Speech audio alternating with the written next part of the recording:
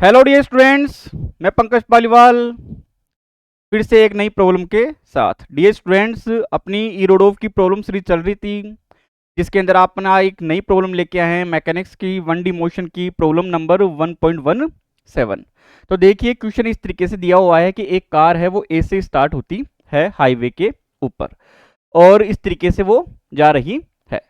अब वो ए से बी के ऊपर पहुंचना चाहती है मिनिमम टाइम के अंदर, एज सून एज पॉसिबल, इसका मीन्स मिनिमम टाइम के अंदर।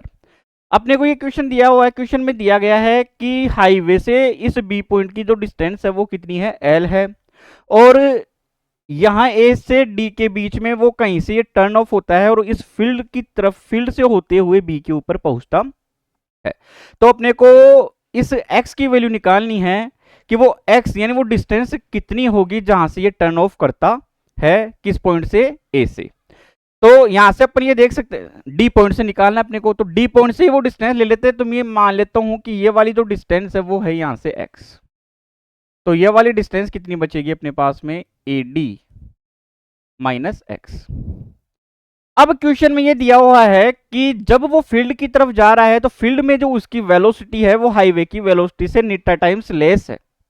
इसका मीन्स अगर यहां पर मैं वेलोसिटी अगर मैं v मानता हूं तो यहां पर हाईवे पे क्या होगी, नीटा टाइम्स होगी, ग्रेटर होगी। तो यहां पर इसकी स्पीड कितनी होगी, नीटा v हो गई। ये डिस्टेंस x है, ये l है, तो ये वाली डिस्टेंस कितनी बचेगी, root of X square plus L square. तो पहले ये ए से सी तक जाता है, फिर सी से डी तक जाता है। तो यहां से मैं टाइम निकाल लेता हूं, टोटल टाइम कितना होगा ए से सी तक, तो कितना होगा यहां से time equal to distance upon speed. तो टाइम कितना हो गया, A D minus K X upon eta V plus, अब सी से डी, सी से बी की तरफ जाता है तो सी की डिस्टेंस, सी से बी तक की डिस्टेंस कितनी है, root of X square plus L square, और वेलोसिटी कितनी है v। अब अपने को बोल रहा है टाइम मिनिमम है, यहाँ पे लिखा हुआ as soon as possible. Time अगर मिनिमम है तो इसका मैं डिफ्रेंशिएशन करके इसका मैं जीरो कर देता हूँ। तो x की वैल्यू निकालने के लिए तो मैं ये लिख सकता हूँ D T upon D X equal to कितना होगा, इसका डिफ्रेंशिएशन करूंगा तो A D upon eta V, ये पूरा कांस्टेंट है तो जिसका जीरो हो जाएगा। फिर कितना बचेगा, minus K 1 upon eta we.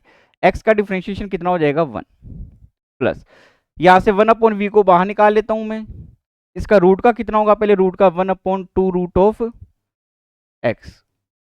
अब अंदर जाके करूंगा तो एक्स स्क्वायर का कितना होगा, 2x। इसको किसके इक्वल करना है, जीरो की, ये इससे, सॉरी ये इससे कैंसिल आउट हो गया। 1 अपॉन वी है, ये भी बाहर चला जाएगा, जीरो हो जाएगा। तो अपने पास में यहाँ पे ये बच जाएगा 1 upon root of X square plus L square, और ऊपर कितना बच रहा है, एक्स इक्वल टू कितना हो जाएगा, 1 अपॉन नीटा बन जाएगा। ये इधर चला जाएगा तो ये बन जाएगा theta of X equal to root of X square plus L square, दोनों तरफ स्क्वायर कर देता हूं मैं। तो ये बन जाएगा नीटा स्क्वायर एक्स स्क्वायर, इस एक्स स्क्वायर को इधर ले आऊंगा, इधर कितना बचेगा, एल स्क्वायर। तो ये नीटा square minus K 1 X square equal to L square. तो यहां से अपने पास में एक्स की वैल्यू निकल के आ गई L upon root of eta square minus 1। It will be the answer to the question.